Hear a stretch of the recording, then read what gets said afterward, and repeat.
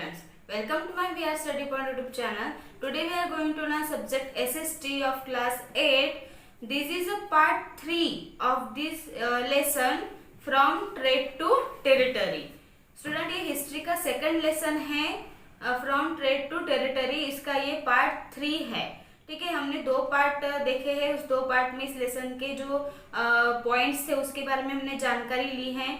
आज इस लेसन के कुछ जो बचे हुए पॉइंट्स है वो आज हम इस पार्ट 3 में कंप्लीट करेंगे. Okay, so first point is expansion through direct military confrontation. The expansion of the company through direct military confrontation included a series of Anglo-Mysore, Anglo-Maratha, Anglo-Sikh and Anglo-Afghan wars. Expansion through direct military confrontation मतलब जो east India company जो थी उनका जो expansion, उनका जो विस्तार था उनकी कंपनी का, वो किसके थ्रू हुआ, कौन से मतलब कौन से चीजों के थ्रू वो उनका जो विस्तार था उनकी कंपनी का वो कैसे हुआ.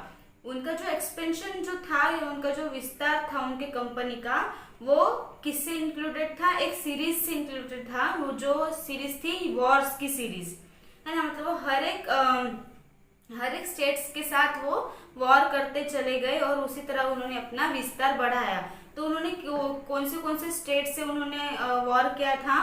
पहला जो वॉर था वो एंग्लो मैसूर के साथ, इसके बाद मराठा के साथ, फिर दूसरा सिख के साथ और चौथा अफगान के साथ उन्होंने वॉर किए थे, युद्ध किए थे और उस तरह से वो अपना जो विस्तार है वो करना उन्होंने स्टार्ट किया था. तो सबसे पहले हम देखेंगे Mysore.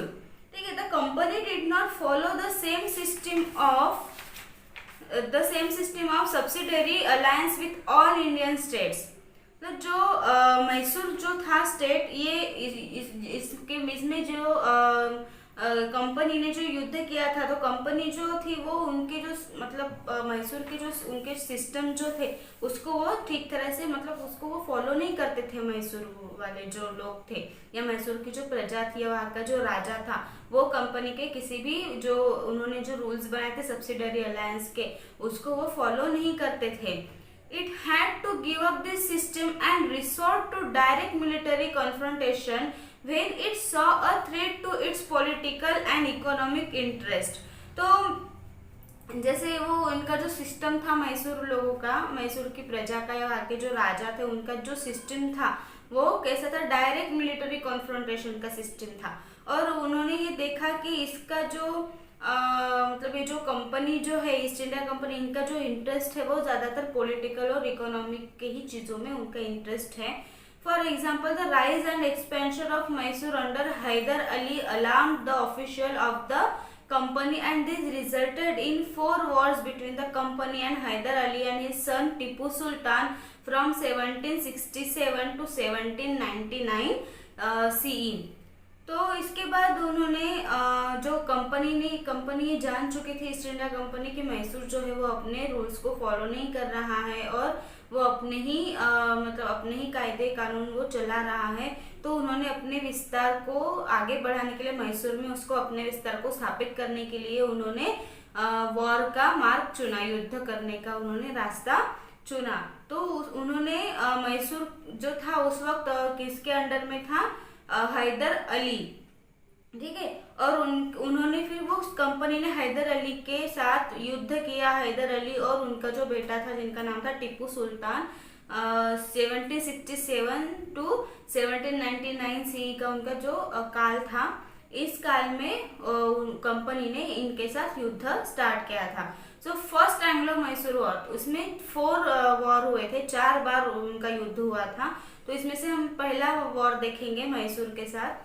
The most important reasons for the first Anglo-Mysore war was that Mysore had control over the trade on the Malabar coast. This trade was very lucrative for East India Company, especially in spices like pepper and cardamom. मतलब जो सबसे important जो reason था पहले युद्ध का वो ये था कि मैसूर जो है वो एक मलबार कोस्ट था, पूरा मलबार कोस्ट के अंडर में वो आता था, उसके कंट्रोल में था. और वहाँ पे सबसे ज़्यादा जो बिजनेस होता था वो स्पाइस का बिजनेस होता था, मसालों का वगैरह, पेपर का, कार्डिमम का. तो कंपनी जो थी, ईस्ट इंडिया कंपनी जो थी, उनको ये सब जो उनका जो बिजनेस था वो उनको हथियाना था, है ना। उनके जो भी ट्रेड्स चल रहे थे, उनका जो मसाले का या जो भी चीज़ों का उनका जो व्यवसाय था, उसको कंपनी को हथियाना था, इसलिए ये फर्स्ट वॉर स्टार्ट हुआ था। Thus, the East India Company formed an alliance with the Nizam of Hyderabad, Marathas and the Nawab of Carnatic to attack on Mysore. और उसके बाद कंपनी ने मैसूर पर अटैक किया था, जो हैदराबाद के जो निज़ाम थे उनके साथ मिलके, मतलब हैदराबाद के निज़ामों ने उनका साथ दिया था इसमें।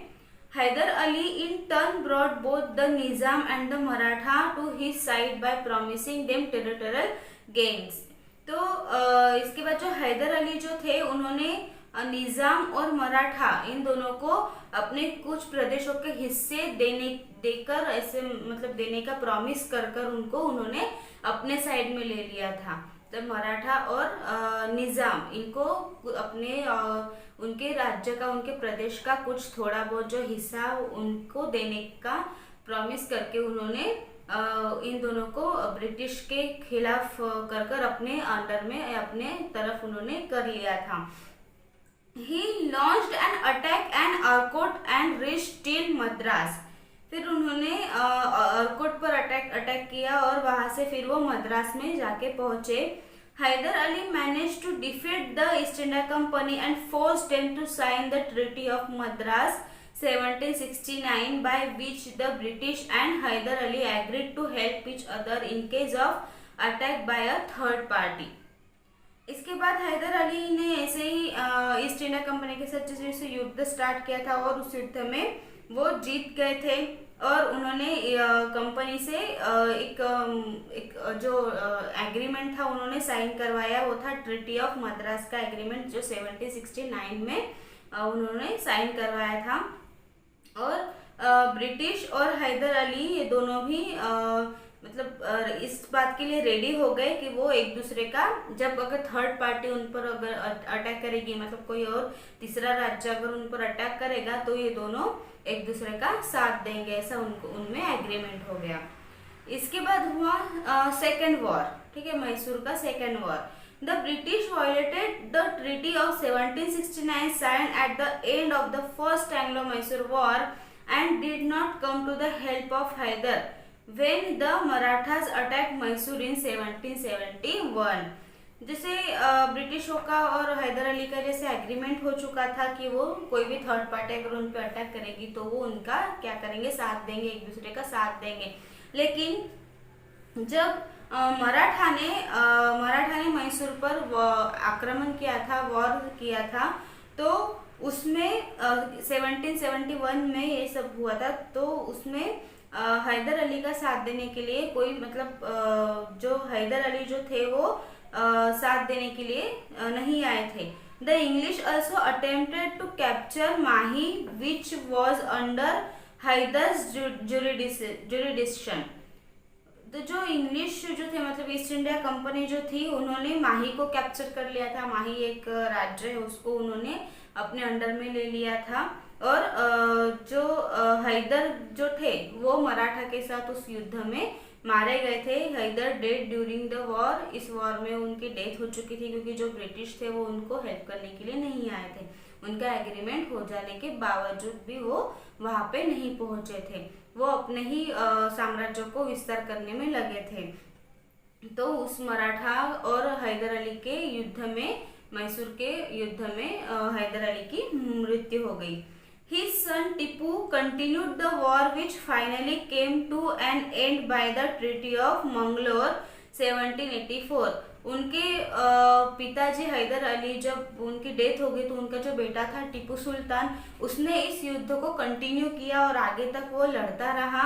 और उसके उस युद्ध की जो एंडिंग थी वो कहाँ पे हुई, मैंगलोर में, ठीक है, जो 1784 में। Both sides agreed to show mutual respect to each others territories. और उनमें फिर और एक एग्रीमेंट हुआ कि वो एक दूसरे के जो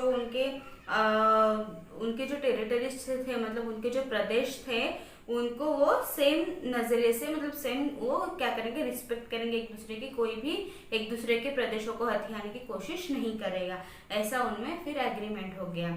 इसके बाद थर्ड युद्ध स्टार्ट हुआ मैसूर का, third Anglo Mysore war.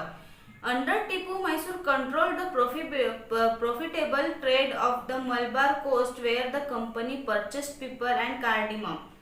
Tipu Sultan, Hyder Ali के मृत्यु के बाद टीपू सुल्तान वहाँ का राजा हो गया मैसूर का, और उसके अंडर में मैसूर का जो पूरा कंट्रोल था, पूरा बिजनेस का जो कंट्रोल था, वो पूरा अच्छे से प्रॉफिट में रहा।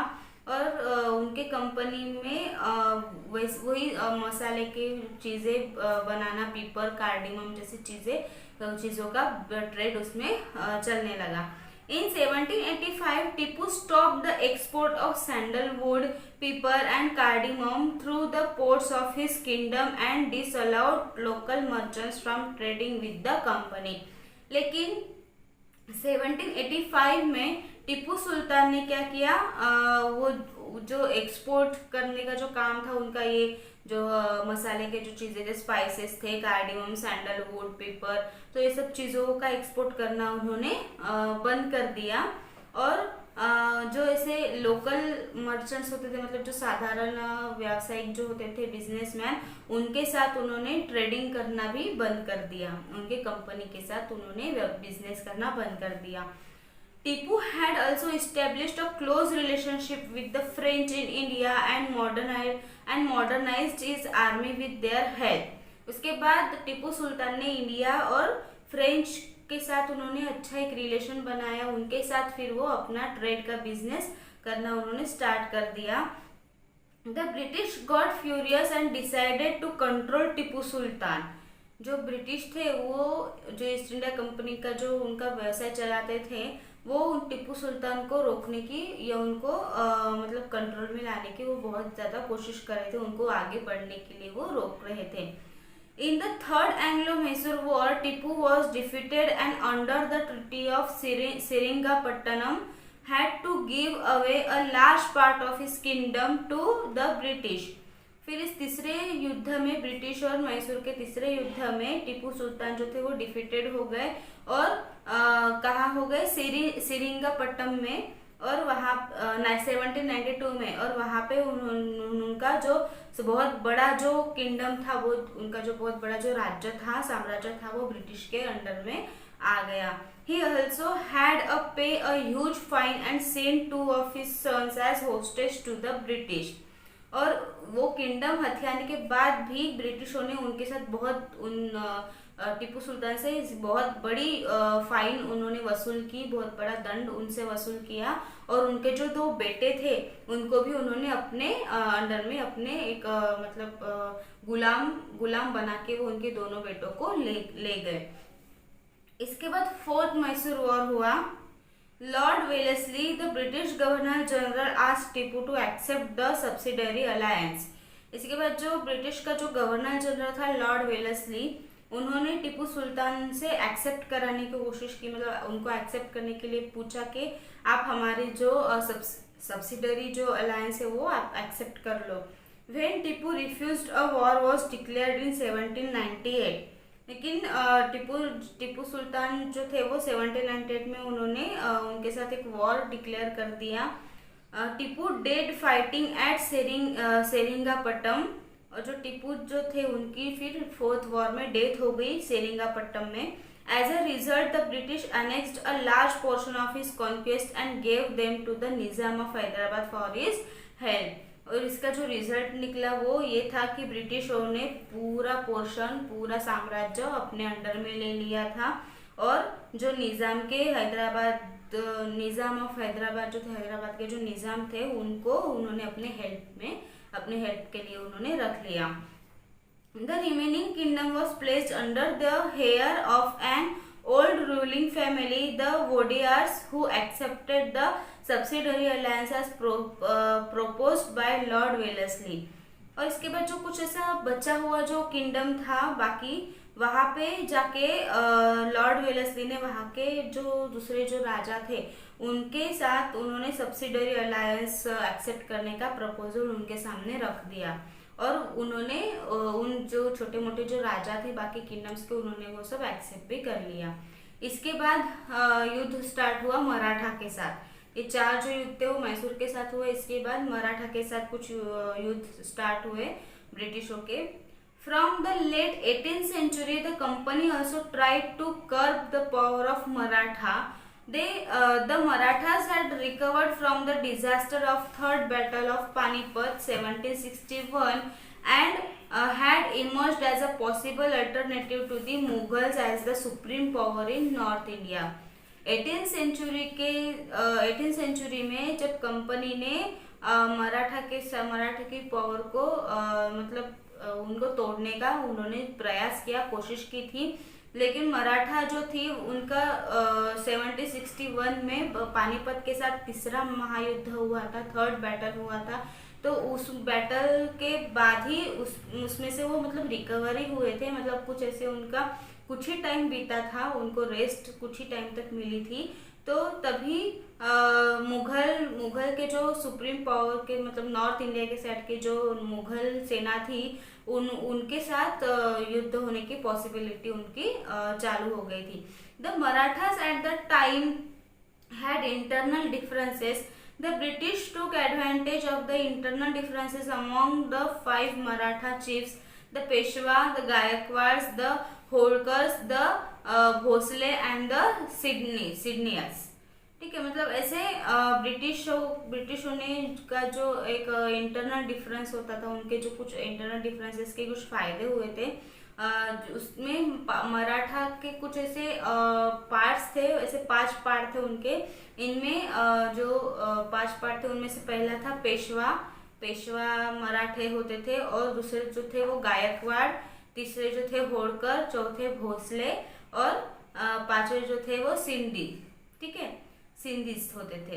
तो ये 5 जो थे वो मराठों के 5 हिस्से थे, और ये सब मिलके क्या करते थे, उनमें मतलब युद्ध उनके इंटरनल अफेयर से चालू होते थे। मतलब ये जो 5 अलग अलग मराठों के जो पार्ट है, इनकी आपस में ही नहीं जमती थी, ये आपस में ही क्या करते थे, एक दूसरे के साथ वॉर करते थे, युद्ध करते थे, और इसका फायदा ब्रिटिश लोग उठाते थे। मतलब ये इनको आपसी में ही वो क्या करते थे, इनको लड़ाने लगाते थे और खुद जो है वो इसका फायदा उठाते थे। तो इसी वजह से, इसी रीजन के वजह से फिर ब्रिटिशों का पहला एंग्लो मराठा वॉर हुआ था 1775 से 1819 के काल में। तो पहला जो मराठा वॉर हुआ था, after the death of the 5th Peshwa Narayan Rao, his uncle Raghunath Rao wanted to ascend to the throne. ये जो फर्स्ट मराठा वॉर हुआ था ब्रिटिशों के साथ, ये कब हुआ था, जब 5th पेशवा मतलब 5वें नंबर का जो पेशवा राजा था नारायण राव, उसके डेथ के बाद, और उनके जो अंकल थे रघुनाथ राव, उनके मतलब जो नारायण राव थे उनके मरने के बाद उनके जो अंकल थे रघुनाथ राव, उन्होंने इस पेशवा की जो जिम्मेदारी थी वो उन्होंने ली थी। In order to fulfill his desires, he joined hands with the English. This was opposed by the Marathas. तो मतलब ये जो युद्ध हुआ था उसमें पेशवा जो थे रघुनाथ राव, उन्होंने इंग्लिश वाले लोगों के साथ मतलब ब्रिटिशों के साथ उन्होंने अपने हैंड्स ज्वाइन कर लिए थे, मतलब हाथ मिला लिया था, और वो मराठा के जो मतलब ये जो चीज हुई थी वो मराठा के अपोज हुई थी, मतलब मराठा के विरुद्ध में हुई थी। Consequently, a war took place between both sides and ended with the Treaty of Salbai 1782 on the basis of mutual restitution of each other's territories. Raghunath Rao was installed as the Peshwa.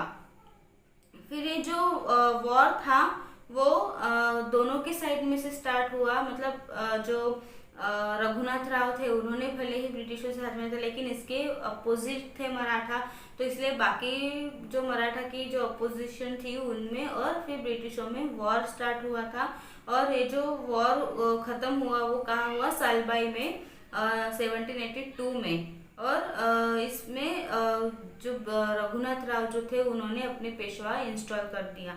इसके बाद second war हुआ मराठा और ब्रिटिशों के बीच।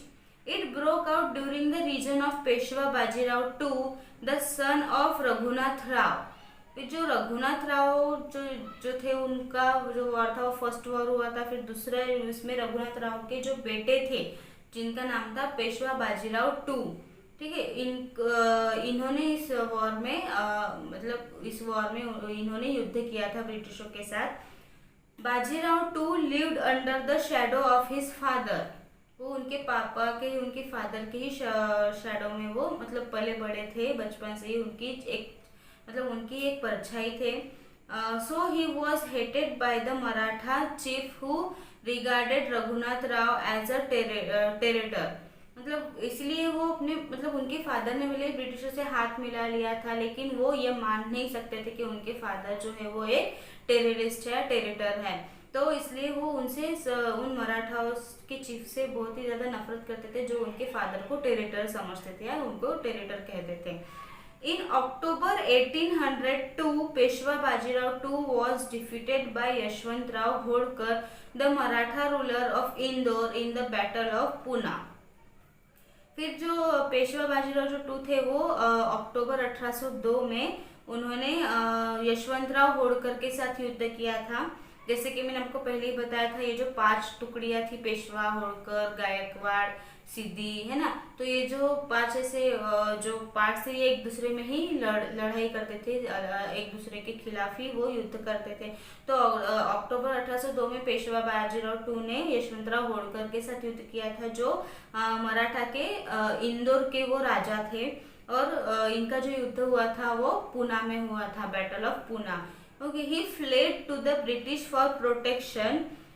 Soon he signed the Treaty of Basin with East India Company, ceding territory for the maintenance of a subsidiary force and agreeing to cooperate with no other power. इसके बाद जो इस युद्ध में ब्रिटिशों ने जो था वो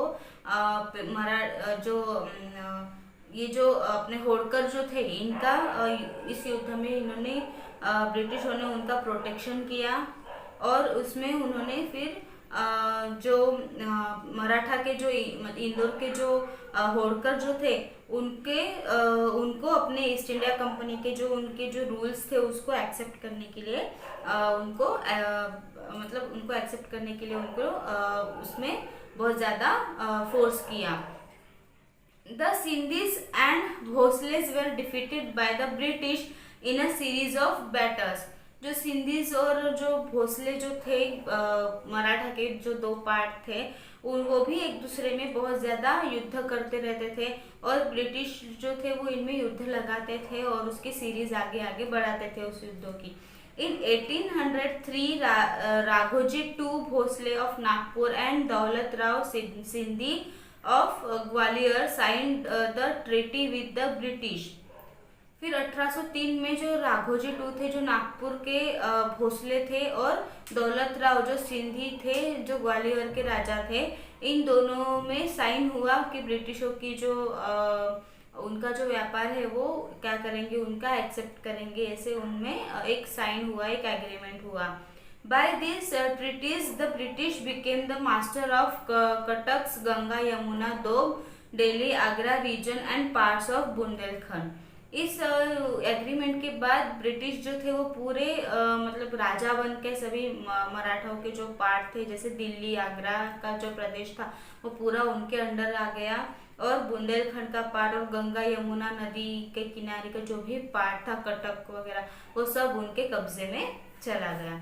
इसके बाद थर्ड मराठा वॉर हुआ। It started with the invention of the Maratha territory by British troops led by governor general lord Hasting in 1817। ये जो थर्ड मराठा वॉर स्टार्ट हुआ वो कब हुआ, जब ब्रिटिशों के जो गवर्नर जनरल थे उनका नाम था लॉर्ड हेस्टिंग, और 1817 में ये वॉर स्टार्ट हुआ था। The so-called purpose of the invention was to take action against the Pindaris, a band of robbers from central India.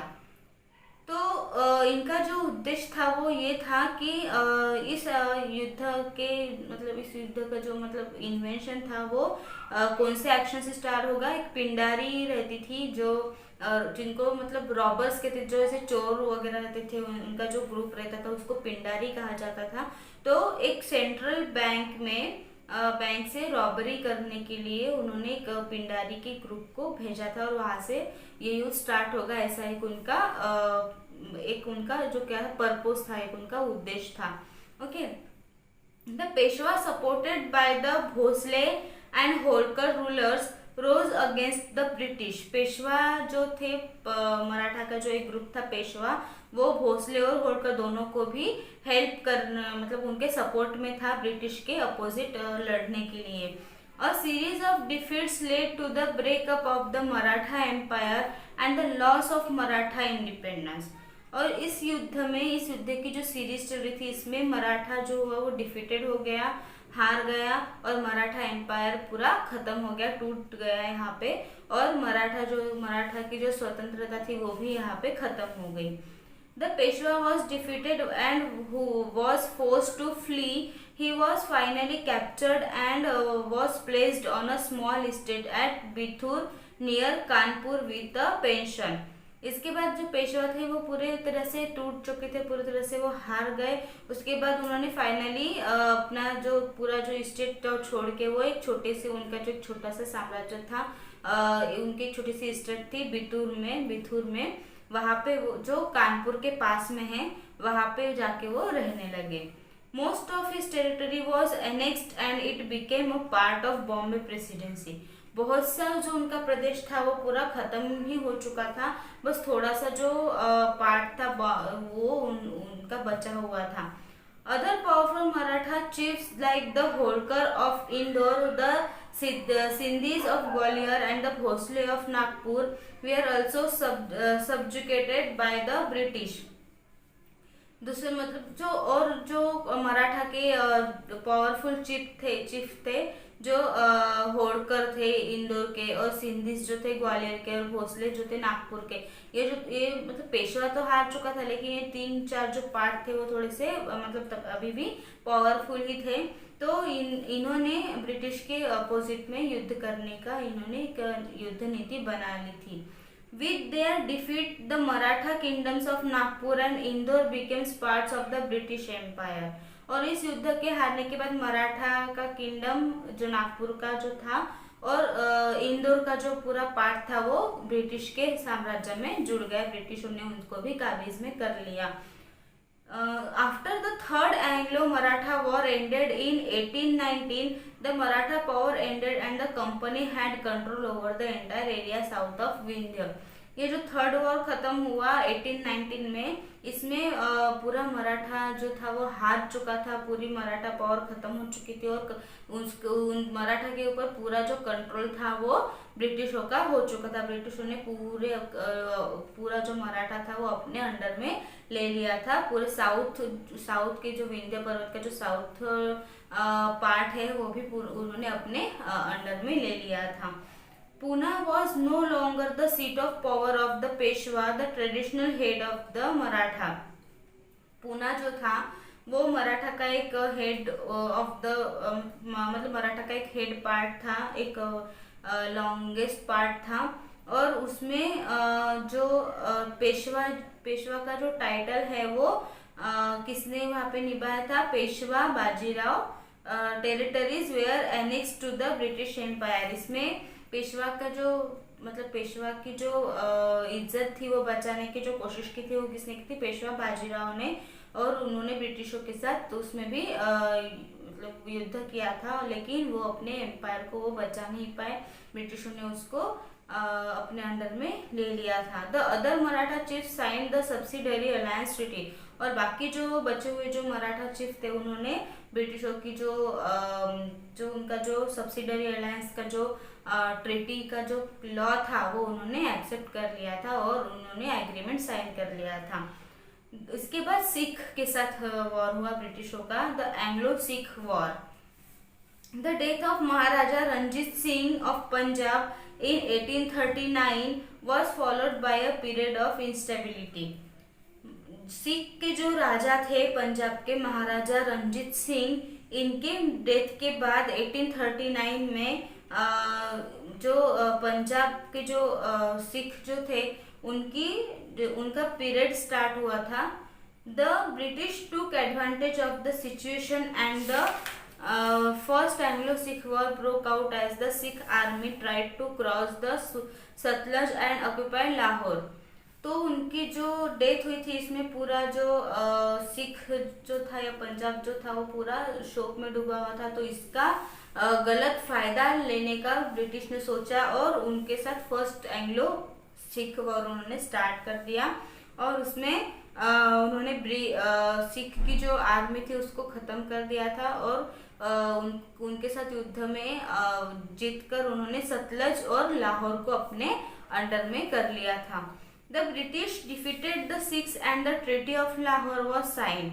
फिर ब्रिटिशों ने सिख को हराया और लाहौर को अपने कब्जे में कर लिया और उन्होंने लाहौर को अपने कब्जे में करने का जो एग्रीमेंट था वो सिख के राजा से उन्होंने साइन करवा लिया।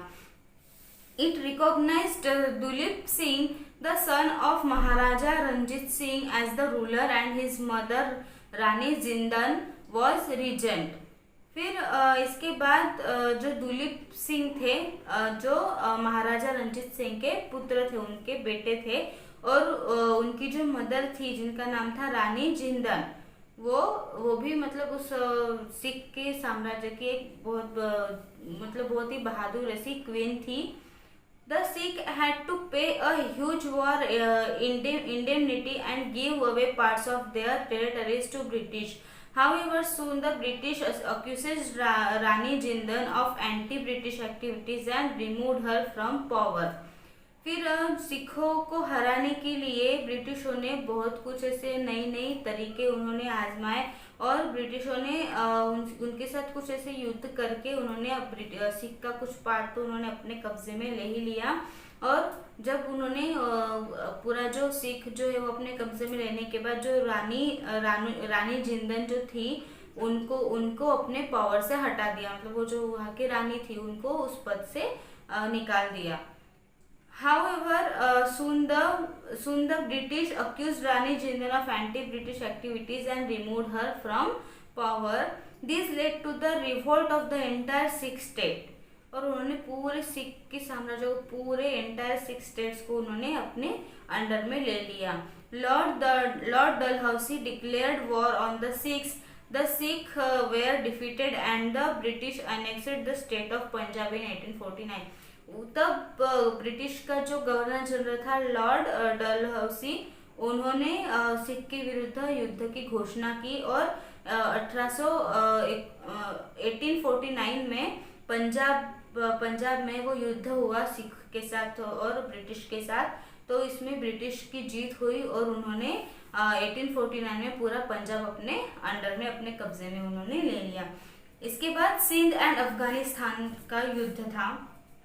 In 1809, a treaty was signed with the emirs of Sindh, whereby they promised not to let the French pass through their territories and the British promised not to transport arms through Sindh. 1809 में जो आमिर जो थे, जो सिंध के ruler थे, मतलब सिंध के जो राजा थे, उन्होंने फ्रेंच को एक प्रॉमिस किया था और उनके साथ एक असाइनमेंट साइन किया था कि वो अपना कुछ प्रदेश जो है वो उनको दे देंगे। इस तरह से उन्होंने प्रॉमिस किया था और उन्होंने ब्रिटिशों के साथ भी मतलब फ्रेंच को ऐसा प्रॉमिस किया था कि हम वो ब्रिटिशों के साथ कोई भी ट्रांसपोर्ट नहीं करेंगे, ब्रिटिशों के साथ कोई भी ट्रेडिंग बिजनेस वो नहीं रखेंगे। However, during the first Anglo-Afghan war in 1839, they carried their armed forces to Afghanistan via Sindh. तो इसके बाद इस असाइनमेंट को साइन करने की वजह से उनमें युद्ध स्टार्ट हुआ। जो सिंधी थे और अफगान थे, इनमें युद्ध स्टार्ट हुआ 1839 में और अफगानिस्तान ने अपनी पूरी फोर्स जो थी वो सिंध पर अटैक करने के लिए भेज दी थी। Sindh was annexed by Charles Napier in 1843. In the late 1830 and early 1840, the East India fought a prolonged war with Afghanistan and established indirect rule of the East India Company there. इसके बाद इस युद्ध में 1843 को जो Charles Napier जो था वो मतलब जो सिंध में हार गया था, और सिंध के थ्रू हार गया था वॉर में। और उसके बाद 1830 और 1840 में जो युद्ध हुआ उसमें ईस्ट इंडिया कंपनी जीती, ब्रिटिश लोग जीते उस युद्ध में, और उन्होंने जो सिंध का पूरा जो पार्ट था ईस्ट इंडिया कंपनी ने पूरा अपने अंडर में ले लिया था। इसके बाद expansion through the doctrine of lapse. The doctrine of lapse was an annexation policy devised by Lord Dalhousie, the Governor General of India, between 1848 and 1856. इसके बाद जो डॉक्ट्रिन ऑफ लैप्स जो थे वो एनेक्सेशन उनकी एनेक्सेशन पॉलिसी थी जो Lord Dalhousie के थ्रू वो डिवाइज्ड हुई थी जब वो गवर्नर जनरल थे ब्रिटिश के। और उसमें फिर इंडिया के बीच में 1848 एंड 1856 में ये एनेक्सेशन का जो असाइनमेंट था वो साइन हुआ था। According to the doctrine, the ruler of Indian princely state और territory under subsidiary alliance with the British and without a natural heir to the throne had to take permission from the British to adopt an heir। मतलब इस assignment में इस मतलब जो उन्होंने sign किया था, तो जो लॉर्ड डलहौसी ने ये साइन करवाया था मराठों से या जो इंडिया से कि मतलब जिनको कोई बच्चा नहीं होता है तो ऐसे जो राजा या फिर जो रानी होते हैं तो उनके साम्राज्य का जो जो हकदार होता है, जैसे फादर के मरने के बाद वो अपने राजगद्दी पर किसको बिठाते थे अपने बेटे को बिठाते थे, है ना। लेकिन जब अगर किसी को बच्चा ही नहीं है, मतलब कोई उनको सन नहीं है, कोई बेटा नहीं है, तो ऐसे लोग वो जो राजा या रानी थे वो क्या करते थे, अडॉप्ट कर लेते थे कोई भी बेबी, है ना, मतलब कोई दूसरा बच्चा वो अडॉप्ट कर लेते तो उसको अपने नाम देकर उसको राजगद्दी पर बिठाते थे। लेकिन फिर लॉर्ड डलहौसी ने डॉक्ट्रिन ऑफ लैप्स का जो एक उन्होंने नियम बनाया और उसमें उन्होंने एक असाइनमेंट साइन करने के लिए कहा कि कोई जिनको जिस राजा को या जिस रूलर को कोई भी बेटा या कोई मतलब कोई उनका वारसदार नहीं है, कोई हकदार नहीं है उनके राजगद्दी का, तो उन्होंने कोई भी मतलब दूसरे बेटों को या दूसरे बच्चों को वो अडॉप्ट करने का उनको कोई हक नहीं है। इस तरह से उन्होंने एक असाइनमेंट बनाया था। मतलब वो जो राजा कोई बेटा नहीं है, उनका कोई वारस नहीं, तो उनकी जो पूरी जो स्टेट होती थी या उनका जो साम्राज्य होता था वो ब्रिटिशों के अंडर में चला जाएगा। ऐसा एक रूल उन्होंने लॉर्ड डलहौसी ने बनाया था डॉक्ट्रिन ऑफ लैप्स में। The British had the right to sanction or refuse to recognize such an adoption. The territory of the rulers without a male heir was annexed if the adoption was not sanctioned by the British। है ना, जैसे मैंने अभी आपको बताया कि British के through कोई भी एडॉप्शन वो क्या करते थे, सैंक्शन नहीं करवाते थे। मतलब कि जो जिस राजा को कोई बच्चा नहीं है या उनका कोई वारसदार नहीं, कोई हकदार नहीं है, तो ऐसे राजा कोई भी बच्चे को वो अडॉप्ट नहीं कर सकते थे। इस तरह का रूल लॉर्ड डलहौसी ने बनाया था। This took away the long established right of an Indian ruler without an heir to choose or adopt a successor. The company annexed the princely states of Satara 1848, Jaipur, Sambhalpur 1849, Nagpur, Jhansi 1854 and Awadh 1856 using the doctrine. इसी doctrine of lapse का use करके ब्रिटिशों ने इतने सारे जो राज्य थे वो उन्होंने अपने अंडर में ले लिए था। मतलब इन राज्यों के जो राजा थे उनको कोई भी मतलब बच्चे नहीं थे, कोई बेटा नहीं होता था, और उनको अडॉप्ट करने का भी ये जो मतलब अडॉप्ट न करने का जो रूल बनाया था उसकी वजह से वो अडॉप्शन नहीं कर पाते थे किसी दूसरे बेबी का। तो इसलिए इन स्टेट का जो वारसदार है, जो भी हक होगा वो किसका होगा, ब्रिटिशों का होगा। ऐसा वो नियम बनाया था। इसलिए ये जो पूरे जो स्टेट्स थे जैसे सातारा, जयपुर, नागपुर, झांसी, अवध, है ना, ये सब जो राज्य थे, जो स्टेट थे, वो ब्रिटिशों के अंडर में आ गए थे। Dalhousie also abolished the titles and pensions of the heirs of childless Indian rulers and annexed their territories. Tanjore and the Carnatic were annexed in this manner. When Peshwa Bajirao II died, pension was denied to his adopted son Nana Sahib. The imperial title of the Mughal emperor was abolished after Bahadur Shah II. Dalhousie also annexed the state of Awadh in 1856. Dalhousie जो थे, Lord Dalhousie, इनका जो title था, मतलब कोई जो childless जो ruler थे, इंडियन रूलर, उनके जो उनका जो मतलब उनकी जो स्टेट थी वो सब अपने अंडर लेने की उनकी जो उनका जो प्रदेश हथियाने का ये जो एक नियम था, इस नियम का जो यूज था वो उन्होंने तंजौर और कर्नाटक में भी किया था। लेकिन जब पेशवा बाजीराव टू थे, जब उनकी डेथ हुई थी मराठा के, तो वहाँ पे उनका जो एडॉप्टेड सन था, सन नाना साहेब, जिनका नाम नाना साहेब था, तो वो एक एडॉप्टेड सन थे पेशवा बाजीराव टू के। तो जो मुगल एम्पायर के जो बहादुर शाह टू थे, इन्होंने इस रूल को उन्होंने दिखा के नाना साहेब को उस गद्दी पर बैठने से उनको रद्द कर दिया और उनका जो पूरा साम्राज्य था अवध, वो 1856 को उन्होंने अपने अंडर में ले लिया। तो स्टूडेंट्स, आज का ये जो लेसन था, इसमें ये हमने कुछ बाकी पॉइंट्स देखे हैं और इसमें कुछ बाकी जो पॉइंट्स है वो हम अगले पार्ट में उसके बारे में जानकारी लेंगे। तो आज के इस टॉपिक में आपको कोई भी डाउट हो, अगर कोई टॉपिक आपको समझ में ना आया हो, तो आप मुझे कमेंट बॉक्स में ज़रूर पूछें। Thank you.